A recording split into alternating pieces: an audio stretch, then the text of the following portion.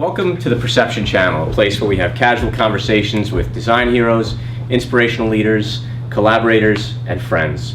I'm here today with Kevin Lee, Vice President, Global Head of Design at Visa. Kevin, thank you so much for taking the time to do this. I really appreciate it. Just to get started, tell me a little bit about where you grew up and your upbringing and how you got started. So I grew up in Korea, South Korea that is. And I moved here around high school years. So I went to high school, college, grad school here. So one of those like a typical 1.5 generation, that's what most people call it. So I have a kind of bilingual and bicultural background, which I guess in many ways has kind of helped me to be who I am today. Mm-hmm. Having some sensitivity for global audience, designing for the globalization type of solutions. Mm-hmm. I'm very passionate about it. So. And I think growing up, never knew that I'm going to be a designer, but there's a couple of tipping points in my life that allow me to. But I always like to work with people, and some of the objects. Mm-hmm. So I guess that's kind of gave me the prerequisites of being, stay curious, stay interested in people and their behavior. So, but yeah, that's how I grew up. So when you were a kid, what did you want to be when you grew up? It's funny, unlike other kids who wants to be a doctors or police, I actually wanted to be an engineer. I remember a conversation with my dad, who's now, passed away, but having a conversation about this industrial engineering. And I didn't know what it was, other than the fact that my dad told me one day, and I looked it up, and it sounds interesting. It has to do with the process, mm-hmm. It has to do with the optimization, it has to do with the people.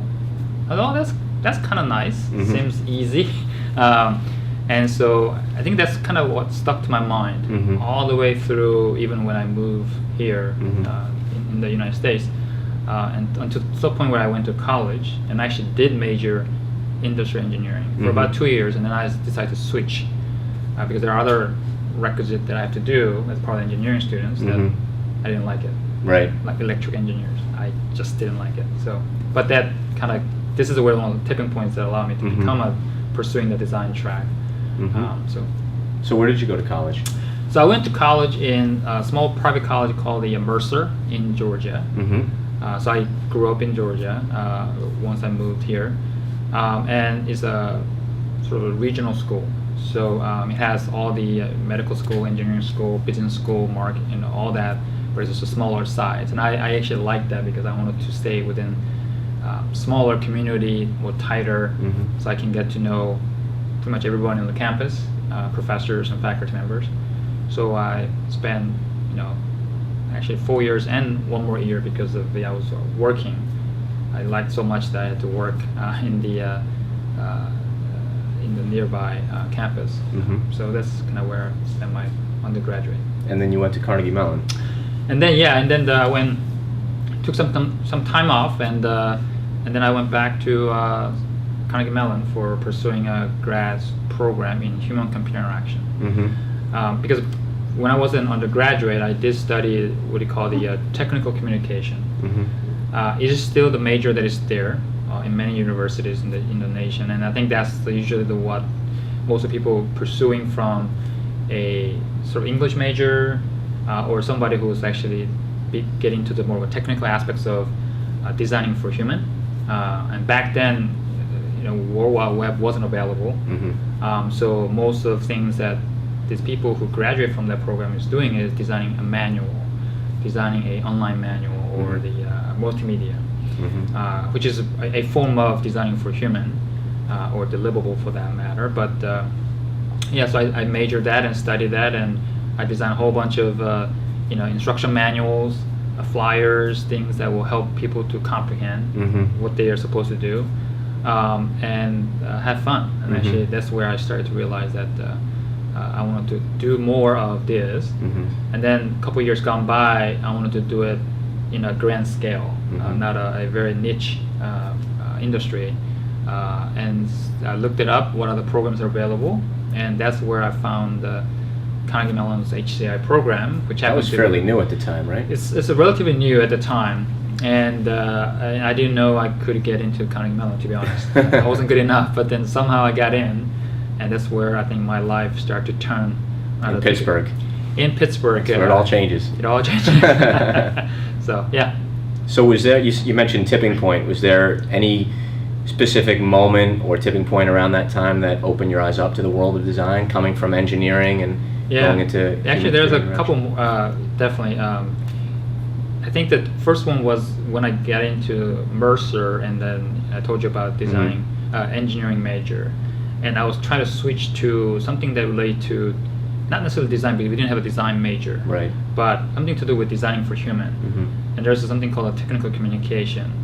And all the engineering has to take one course of that as a requirement. So I had to take it. I was an exception. And then one day I was trying to switch in the middle of the class. And then that professor, which is my mentor, Dr. Davis, she told me that, okay, Kevin, if you want to switch to my discipline as a full-time student, I'll let you. But you got to pass my course with a B or above. And it sounds kind of easy, right? B. I mean, who wouldn't get a B on the course? But that course was very challenging for not only for engineers, but someone like me who's basically a foreigner, right? Who speaks English as a second language.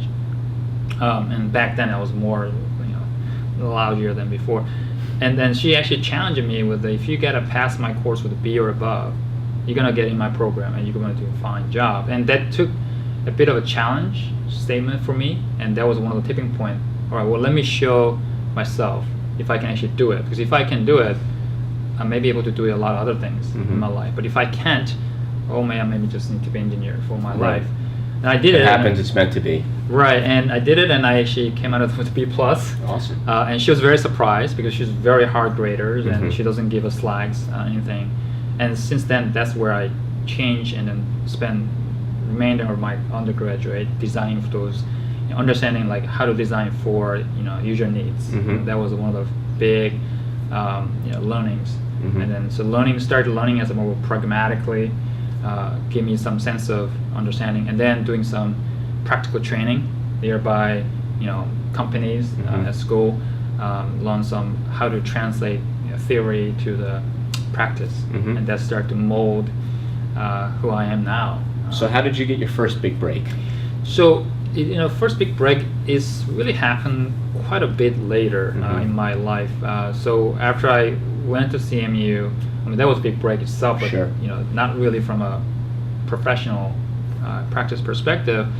The big break is actually when I graduated from CMU. If you guys remember back then, 2002, 3, it's .com went crazy. Yep. So I think most of students from CMU usually got a couple offers before they graduate. Back then in my class, about 25 students, not a single person got an offer, except myself and another guy named Kevin. We were the only two that got an offer before we graduated, and I was so stunned how I could have even got an offer. But that first offer was actually the big break from professionally, because while you could think about all the companies in the world who want you to work for them, a company in Wisconsin called GE Healthcare reached out and they said, "Hey, we'd like to hire you." And that was a big break, because you're gonna think about yourself working for one of the largest company in the world, and yet scary as it sounds, is healthcare. I mean, what do I know about healthcare, right? Let alone GE, right? When everyone else is rushing into West Coast, like Yahoo and those companies, right? So I was very scared. At the same time, I need a job, so I couldn't really say no. I went to Wisconsin, which is not that different from Pittsburgh to Wisconsin. Same winter. Same winter, better weather, more blue sky. But that was a big break, because in there, this is to this date, I still tell all my friends and colleagues, if you ever want to challenge yourself in a design profession, you got to work in healthcare at least once. That's because interesting. healthcare is huge in terms of potentials, yet everyone's shy away from it. And I wonder why. And there's many reasons. Some people are more personal. Some people are more has to with the geographic location, where healthcare companies are not quite in West Coast. Right? If you kind of recognize that, they're all in the Midwest or East Coast. But the industry itself is just full of ideas. And yes, there are regulatory bottlenecks. But to me, that's where I consider those as a design constraint. And when those constraints are there, it can be more creative than the air industry that doesn't have essentially any regulatory if you can do it for healthcare, you can do it in any industry. That was a kind of a mindset shift. And so my 3.5 years, I think, or almost 4 years I've been there, it was one of the best career platform that I was inherited. And I just took upon what was given to me. I make every effort out of it, to the point where I actually was even wrote a design process within Six Sigma. I'm one of the co-author of the design process at GE Healthcare with my colleague who was at the time Six Sigma black belt, now master black belt. But I just never thought that I'll be able to integrate design into Six Sigma. And we wrote a couple papers, we made a conference appearance. But I'd done everything from a product design to process integration. And so in that 4 years, I was able to expose, what is it like to be a designer in the corporate design? And what is it that designer need to do better to help the company to move forward? So it was a very big break from that angle, and from there on, I think I have gained some confidence. Not so much about egos, but rather, okay, this is a practical knowledge of what I have gained. So let me try to offer this back to other companies who may be needing it, and that gave me kind of a career path to pursue to the point where I'm at Visa now.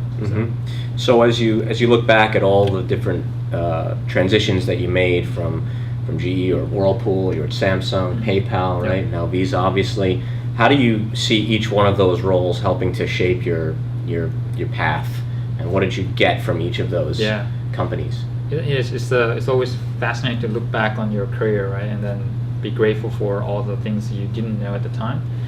I guess I was talking with this to many different recruiters or the headhunters or even candidates, and one thing is I've been staying all my life in a corporate, right?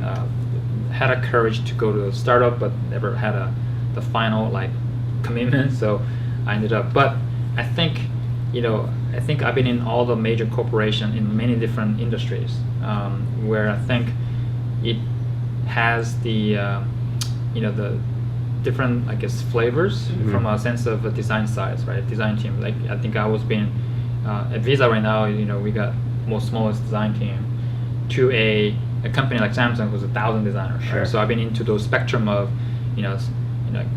2-digit team to a 3-digit, couple hundreds to 1,000. And I think every one of those career transitions have helped me to grow myself, but at the same adapt. Right. And by evolving myself from what I have learned. So the way kind of happened is the GE helped me to create a foundation for what it is that I need to do better. And I was very naive, like rock star who think who has all the answers. Right. Later you got hammered by the management team, But you kind of grow from a maturity perspective. Went to Whirlpool. I think that's where I took a lot of practical knowledge, and then partner with other designers who's already there, like 150 of them, and really bring this digital leadership into the company. And then from there you kind of take another career break in going from the other parts of the country to the West Coast, eBay and PayPal, and really help within the e-commerce world, which is something that I never had experienced. But the foundation is continuing to get stronger, from whether it's team management to team leading or to team operation. What I was gaining was actually the different touch points or different exposure, and that was, I guess, in some weird blessings, I guess, in my view, or some people call it luck. But to me, it's sometimes I know that some people try so hard to get into different types of industry, but they aren't able to. And so when I look back on my career, I had this constant stream of the foundation of the platform as design leaders, but I was lucky to be able to have those verticals of integration of different industry. So I was able to expose the same learnings, but different applications. From a healthcare to consumer goods to commerce, the payment to a Samsung, you name it, they'll do all. To now Visa, So that's where I think kind of rounds up in terms of having a lot of experience, and then that practical experience allowed me to be more insightful in the areas that, able to. I mean, I'm not perfect, but I think allow me to discern what's science fiction versus what can be reality. What are some of the things that you've discovered after working at all of these, huge tech and innovative companies, as far as best practices for organizations to consistently innovate? And what are some things that maybe you learned over the years just don't work? Yeah, I mean, I think that this is a really great question. This is also part that I'm struggle the most, or has been struggle. So sometimes we as designers think of ourselves as we have all the answers. Right. We're just different human being. We are very emotional, yet we are very temperamental at times, but we are very creative. That's who we are that make us to be as a profession. But I think that's where the most dangerous trap that we all run into. Now, I think the exception of very few, most of designers we know of today don't have all the answers. And I think the biggest aha moment for me was, and that's the discipline that I carry across all companies, even at Visa, is I always try to bring sort of two-dimensional thinking to the table. One is business. I always think about business first. If it's just really unheard of, when you think about, if you're a designer or design leader, you got to think about design quality, design, perfection, details, all this stuff, which is very important, right? That's what pays me to do what I do. But if you are working on the wrong problem, not by understanding the business problem, or refuse to understand the business problem, what value do we bring to the table? I mean, after all, the reason that you work for the corporate is to understand where the corporate is going, and then try to internalize what that means, and then how the design can add value. Sometimes adding a value is sort of very incremental. Sometimes adding a value by doing some innovative leap of faith and then socialize. There are many spectrum of different sort of the buffet table that have different stuff that's ready for you to pick up and be able to use. But I think fundamentally understanding where's the business is heading and why business is doing what they're saying they're going to do. And I think to me that's a very, very important prerequisite, I think, for designers to be so successful in any companies, whether startups to the big company. Stay on course. And then but the other thing that you kind of have to bring that design inertia into the core game is you got to sort of not look at the end users, which is a cliche because we all kind of do that. But I think in many corporate settings, I think truly practicing end user needs are, I think, hampered by either too much process, or hampered by politics, or hampered by non-designer-like activities that I've seen in many different companies. It's very unfortunate. So, but when you put those business needs and the user needs together, the design is the only discipline that's able to fuse those together. There's no other discipline in the company can actually fuse. It's not a criticism of other. It's just the way that design is being built. It's just a matter of how one chooses to tap into the information is available. Because when you combine those two, then you're going to end up most likely to build something that will bring two people together, which is business, who are going to make a decision on delivering certain services and products to whom? End consumer, and end consumer who's going to decide to either take your offer or not. And when those two things are aligned, that's where the market is established, and opportunities capitalized. And I think that's where the design play a role. That's the sweet spot. That's a sweet spot. Yeah. How do you measure the success of a design initiative? Yeah, that's a very controversial topic. Like I said, GE, we got one measure which is around Six Sigma, right? You do it down to the pixel and quantify human performance, which we did that. But outside the world of that the type of industry, the way I personally measure the success is, again, with a couple of things. Well, one starts with a business. The business needle has to be moved. Doesn't matter whether you do the fantastic design work. If the business does not move by an inch, and granted, company like Visa or GE, all the company I work for, moving those companies into the inch apart is even huge endeavor. Takes an earthquake. That's earthquake, shockwave, right? Yeah. CPR to do that. But there are ways to do it, and I think that's one of the reasons that when Visa approached and I eventually decided to partner with Visa, is exactly I saw opportunity so clearly that how design can fundamentally add the KPIs to the bottom lines of the business. So the way I look at it is a couple things. One, the upper management, right? I mean, again, it's a cliche, but does upper management understands what designers do? Now, it doesn't matter what they have a definition for. And as a matter of fact, I actually refuse to think that because the executives aren't able to understand design the way we want them to understand isn't the failure. It actually, as a matter of fact, anything that they think of design as a value, whether it's designing a little small mocks, or to run a co-creation, or to help on prototype, all of those are successful measure, because there are other executives in other companies who don't even understand, and they constantly look elsewhere, meaning that they look for outside help when there's an in-house design team. Right. So that's a very primitive state of success.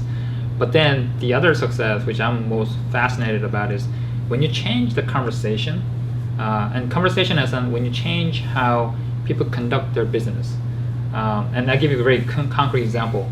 At Visa, we have done something within our design team that naturally helped our upper management to change from a, say, deck-driven, presentation-driven meeting, especially one of the key client meetings or key executive meetings, to a experiential driven through either prototypes or demos, things that nature that will tell the better story, better narrative. That's interesting. And to me, that's a huge measure of success.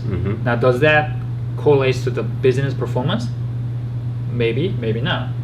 But that's one of those, to me, that hardest things that ever happened back in my other careers that I've done. I think it's very hard to do it because I think executives have a different mindset in terms of when they look at the problem and when they conduct the business. And the fact that when they start looking for the experience to first understand complex requirements and complex business situation they're in, whether they talk to you about, hey, I appreciate design value here, doesn't matter. The fact that they're looking for that type of medium to help them to do better at what they do, that's to me truly the design being invisible in many ways, or I would say integrated in the mindset of people. And so to me, that's another second layers of a measure that I'm looking for, and we're doing it at Visa. And the last one is really about truly making a profound bottom line impact. So it's hard to do it because to make a product, it's not just a design. Right. You got a product, technology come together, and then the marketing team has to tell that story in a very proper way. But at Visa, again, we kind of have those four parties within the company working together under the same vision and shared understanding of it, that where everyone brings to the table, and we doing our part, designing the best in class, for example, checkout experience, or the now we just recently announced the digital commerce app, or Visa in the emerging markets in Asia. But for those are something that we do, and then the engineering technology team builds to the point where it's reliable, robust, quality driven, and then product team does their part, and then looking out for the roadmap where we need to stay competitive, and marketing kind of package it up. I think when all those things work together, then you truly have the materialistic impact. And whether that again points back to design, we don't take that as a more of a selfish interest other than, hey, it's all teamwork. Right. We're just glad that design is able to finally play a role. The other companies honestly are struggle to play their role. And I think one thing that I do have tremendous respect for colleagues at Visa, it's not like a promoting of Visa here, but it's true story, is that every one of them, product, technology, design, and marketing, exactly understand how to complement each other's the core skill set and knowledge that they bring to the table, and that's where I think we create a huge synergy. Yeah. And that happened in a short amount of time that That's I've been great. at Visa. So where do you find inspiration personally? Inspiration. I actually wrote it down. That the question. So I get inspiration from very unthinkable, really type of source. So I do get inspiration from. It's kind of cliche, but my family. I got 2 kids. My daughter, who's middle school, 8th grade, she's now officially told me that she's gonna become a UX designer. Wow. And she's gonna become as someone so successful that she's gonna hire me as an employee. So I trust her. I mean, she's really good, and she's creating a bunch of wireframes, and there are so many apps that you can actually download and being able to create your prototypes. She's good at graphic design. But anyway, but I get source of inspiration from them because, again, as a designer, you kind of have to understand the human's behavior. Sometimes you got to pay someone to help you to understand that. Right. But look around you. You got a free resources right there called a family. Yep. What better ways to get inspired and validate some of the things that you're thinking about that you're about to do when you come back to work on Monday. So we talk a lot about some of the just life in general, but through there I somewhat picked up on some understanding of it, or the implicit validation that I'm thinking in my head. Also, I think they also truly do have some senses in the user experience. And my wife being one of the awesome tester. I mean, she's the perfect usability test candidate. But I just get a lot of inspiration from them in terms of this is what normal human beings are actually wanting to care. Right. And so we're over-engineering, for example. Well, because this problem that we're trying to solve here at Visa or elsewhere that I'm came from, it doesn't really matter to consumers. Right. So that helps me to calibrate the realistic, practical solution that most of users care about to the ones that sometimes companies are so agonized. But what problem you try to solve other than your own ego, right? So that's one. Bring it back to reality. Yeah, bring it back to reality. Stay always constant with the pragmatic solution, which I'm a big fan of. But the other source of inspiration, of course, I do tend to look at inspirational, the stuff like whether it's arts. My wife is a big art. She's an amateur artist, so I get to expose to the colors and the abstract patterns. I'm like, what does that dot means? Right. And she knows what that means, and I don't know. But those things help me to get inspired, because every work that we do as designers are all driven from as long as you work in a digital medium, it's all dot driven, right? Right. There was once dot metrics, now it's color printer, but it's all at the bottom. The common denominator is the dots are getting smaller, but they're still there. Right, it's still there, right? Yeah. If you go in, and the common component of all that is dot. They create a line creates a shape, right? Creates a dimension. So I also like to kind of look at the primitive state of the art or the form of that, whether it's a physical, like chairs that we're looking at. It's just looking at how other designers have took upon their approach and creating what it is now that I'm consuming. And sometimes I disagree, sometimes I'm fascinated by it, but those day-to-day, daily objects that I can expose myself to, not necessarily paying a big money to go to this, the concert or the art gallery, but just things that surround me in your environment. In my environment. I think to me there's a natural source of inspiration. How do you inspire your team? That's a controversial topic too. I do it. One thing that I learned, and I do try to do my best, and I'm not good at it, but I'm trying, is how to inspire. I usually try to stay very authentic. So when you think about authenticity with inspiration, it doesn't seem like it's going together. But to me, this is where there's a leap of faith, right? You may not see a direct correlation between authenticity or transparency with a source of inspiration, but if you actually have a leap of faith and think about all the consequential and sequential things that will happen because you are being very honest and transparent about everything that you do, then it's going to eventually lead into the inspiration. Again, this is something that I talk a lot with my team too. And at the end of the day, human capital is the asset that we have and we have to work with. There's no other way that you'll be able to create an invention. Even a Tesla, the automated factory does not produce you the invention. Right. It is done through the human who created the first idea, and then you put it program into the automated machine that will carve out and cut metals and bend metal, right? Stitch things together.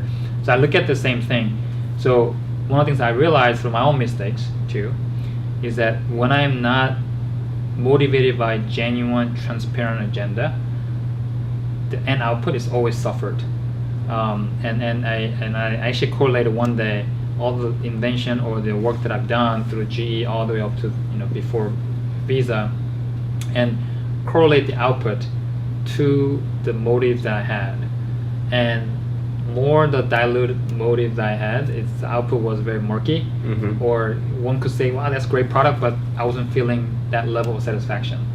And so my first order of business of inspiring team is I gotta be honest about whether it's a feedback or whether it's a business agenda or team agenda.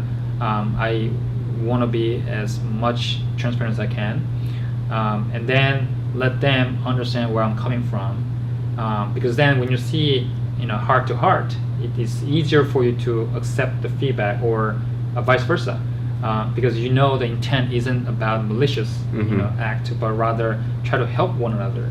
And so that's the one big part that I'm trying hard. I'm far from perfection, but I think I've seen the effects of it. That when I'm such a transparent leader, it does help many people down the road. But the other thing that I always try to inspire people is back to basics. I don't try to focus on glamorous, shiny objects that are always distracting us. Right. But I look at, okay, we are trying to design this for this needs of the human. Well, then what is it the first or two things that matter the most? And let's perfect that experience.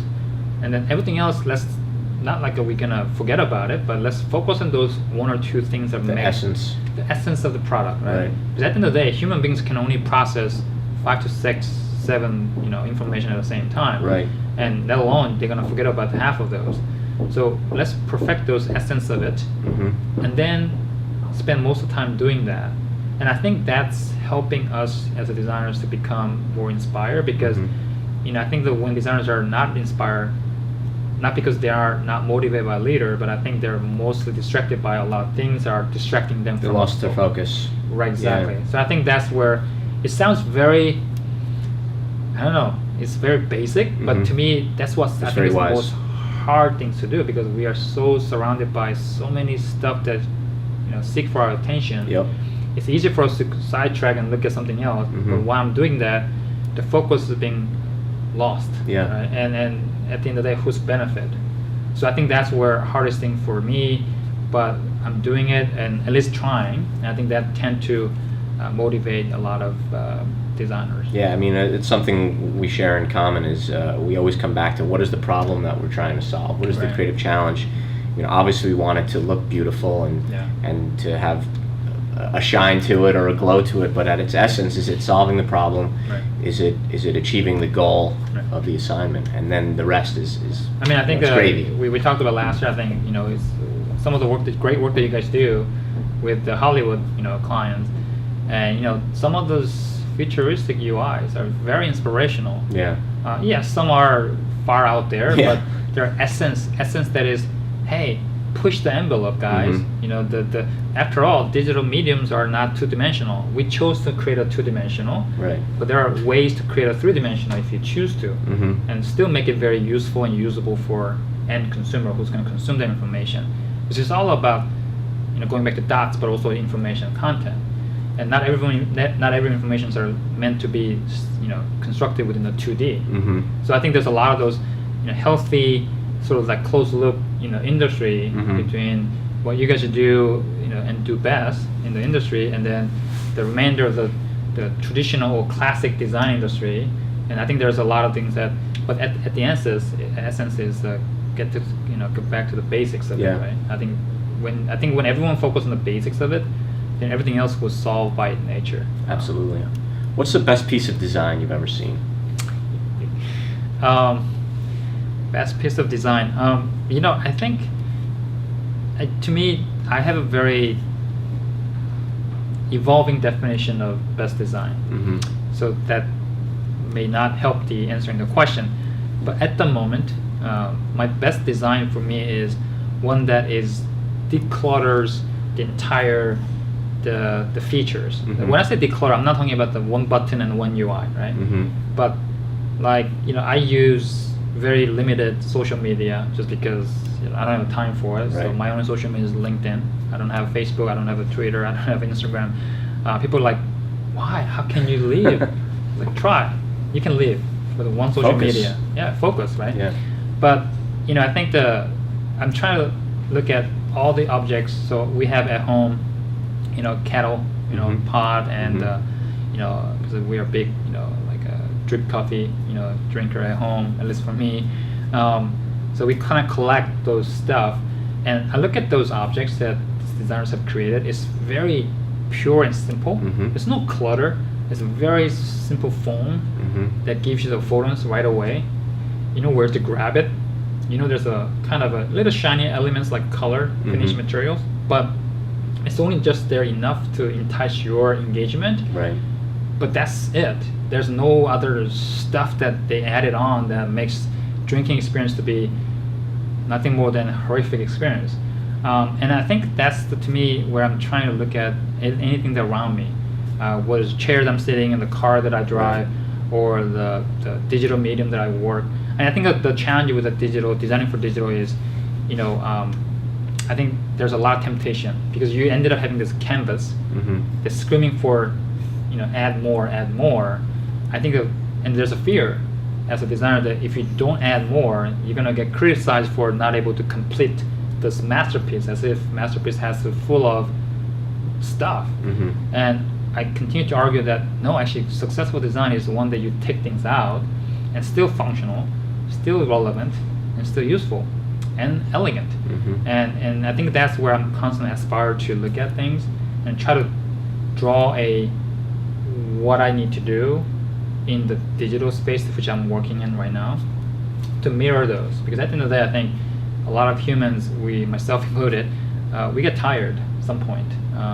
Like whether we get tired by information density, we get tired by multiple shiny objects are launching in the market that you don't know which one to grab towards. There's so many media attention on this is bad, this is good, but this is kind of good but not sure, so you choose consumer. So I think we're at the era of information overloaded, and then the gadget overloaded, just overloaded. And I think the true invention is somebody who starts to declutter stuff and bring the most unthinkable simple product that consumer wants. And I think if you look at the most of hardware, that's what most people compel towards. They look for the less featuredy, vacuum cleaners. They used to like the 10 feature gadget, but then it breaks after 6 months versus the one that does vacuum what it's supposed to do, and it lasts for 10 years. That's probably the best invention ever. And I think that's where we try to, at Visa and design, we try to mimic the card. Because if you look at the card, that's the best invention ever. Most simple, pure, and most easy to use. And as a matter of fact, it's designed by non-designers. So we take it very seriously that, oh my God, this is someone... Goes back to your engineering background, too. Right. And then somebody have figured this one out. And it's been sitting in the market for past 50 years and for another 20, 30 years to be the most singular form factor that best invented, that brings no comprehension, brings no hassle, but and universally everyone knows, even the kids know how to use that product. I think that's the bar that we have is how do you match the digital experience to the point where everyone understands how to use it? And I think we're getting there a little bit. I think there are some industries are doing better than others, but we got a long way to go. And I think that's one of the reason for me to get inspired is look at those simpler products and understand how they did it, because sometimes they did it not because by design but by purely technology innovation. And we should say as designers okay with it. Not everything again has to be invented by designers. That's a false premise. But we can complement someone else's invention by creating a most elegant, beautiful design that people will love, not just 6 months but 6 years. And I think that's a roles and responsibility of what I would consider. How has Visa evolved since you've been here? Been here a couple years now, right? Yeah, almost 3 years Almost now. 3.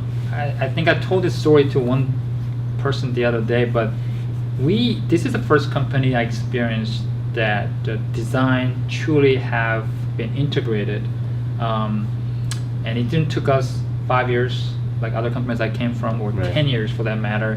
It took us only 3 years, and it's not just because of what our team did. I can't say that the only reason is because us. I think that we done as designers what, again, going back to basics. We are focusing on basics of it, and we demonstrated what the value of that focusing on basics can result in from a business perspective. And then we start adding this other design related activities that help amplifying it, not the other way around. And I think that helped bring pragmatic solution-based design approach that people start to understand, oh, if I work with designer, this is the end result I'm gonna get. But then they start adding or introducing other things that sounds interesting, but I'm gonna trust because I already seen the one manifestation of it. Right.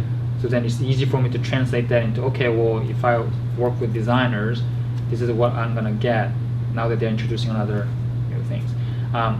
So I think that's kind of helped one track establishing this sort of fabrics of what design-led culture that we are in today. But the other train and then the fabric that was laid out at the same time was, and this is a credit to our HR function and also our leadership, Ryan, who's our president. I think there's a lot of the understanding that for us to be who need to be as a company, we can't work off on the old models or existing model. We had to evolve, and I think they're ready to absorb the type of things that we do as a designers do best, bring design thinking to the table, but not just theoretic debates about it, but rather fundamental practical solutions of what that could look like. And then I think collectively from other functions, we brought in co-creation practice as one of those things that we do in engaging clients. So there's a lot of this umbrella of design thinking practice has been nurtured at the same time. So it's when you start looking at the bottoms up to the top down, this is truly the where it happened the last 3 years. And so to me, I think if you ask me to describe what's the Visa's the understanding and the maturity of a design thinking, I would say it's probably one of those top companies that's already there. I think unlike however other companies we have chosen not to as much promoted it, and I think I respect that because you could promote your internal sort of momentum, but what we really wanted to care and then want to demonstrate to the world and then our industry ecosystem partners is because of what we acquired, now we can truly be the thought leader partnership to virtually every companies out there in industry. And I think to me, whether people recognize as a design thinking or design driven that led us to be one, or it was just a collective, shared interest and also collaboration across, doesn't matter, right? That's the one question I've been asking recently, because trust me, in the past we want to say point to designers, yeah, design, yeah, rock, right? Right. I think at Visa I'm calibrating my thought process as to, does that really matter at the end of the day? Meaning that if the design truly being powerful and impactful, does the design need to shine, or does design need to actually sit back and then disappear and let someone else to actually do the job of it, or speak about it, which is really, again, I'm learning, but I think it's a fascinating concept that I'm been contemplating every day. But I think to me that's where I would describe as Visa is today. It's definitely design driven, design thinking driven. Every conversation we are in, client, internal, there's not a single meeting that goes by without talking about experience. And often designers are at the seat at the table, ones that we haven't imagined that we need to be seated at the table to share our thoughts and share our examples. So to me, that's really what's really exciting about what's working at Visa as a designer. Is there anything coming up that you can talk about, or initiatives that you're just in the middle of right now? We believe in the state where if we are so successful in designing the user experience, then the consumer experience of that should become more and more invisible. Mm-hmm. So if you look at that effort on our checkout to that interactive button, is our effort to introduce and have been in the market in a few selected merchants, and we're going to try to make it more readily available in upcoming 2017. But this is good checkout experience, which is most checkout experience that everyone knows how to use it.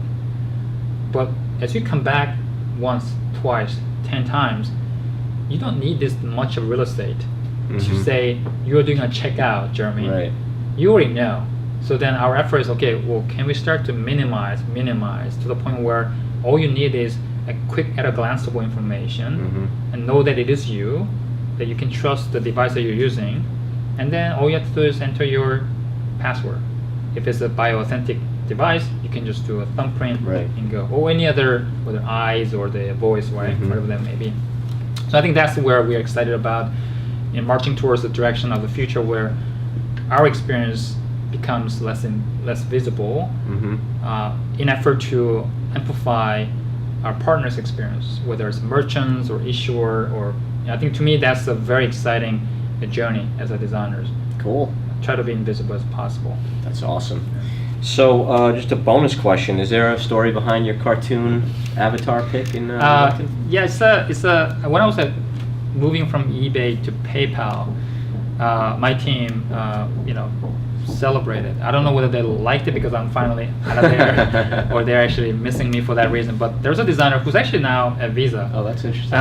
Who's a really great illustrator, and they drew a bit of a seller dashboard as I'm like, hey, Kevin seller rating, so they're mimicking me as a seller on eBay. On eBay, Right. And they give me all the rating, 5-star, That's funny. Feedback, and then he drew up this persona that was so me. That's great. It wasn't like a me giving my picture. He just looked at me and was like, oh, this should be Kevin. Yeah. And every time every time I showed that to everybody, everyone said, Kevin, that's so you. Yeah. Or even the people that I never met, when they saw that picture and then meet me for the first time, I was like, I couldn't dismiss you from walking away because walking to me, because that picture that I see and then the picture that I see in yourself, true identity is like exactly the same. So I've been kind of using it as my personification, and it's been stuck with me since then. Excellent. So the last thing we like to do is the Perception Fave 5. So really quickly, what's your favorite book? Bible. Okay. Favorite color? Blue. Favorite movie? What's the movie? What Women Want. Favorite food? Anything that my wife cooks. And what's your favorite saying or quote? Passed away UCLA basketball coach, John Wooden, I think. Talent is given by God, be humble. The fame is given by man, be grateful. Conceit is given by yourself, be careful. And to me, that's something that I try to practice so that I don't get arrogant, nor I get humble where I need to be, and grateful for things that I have and the team that I have worked with. So that's excellent. That will be my goal. Well, thank you so much, Kevin. Sure. It's been an honor. Thank you so much for the time. All right.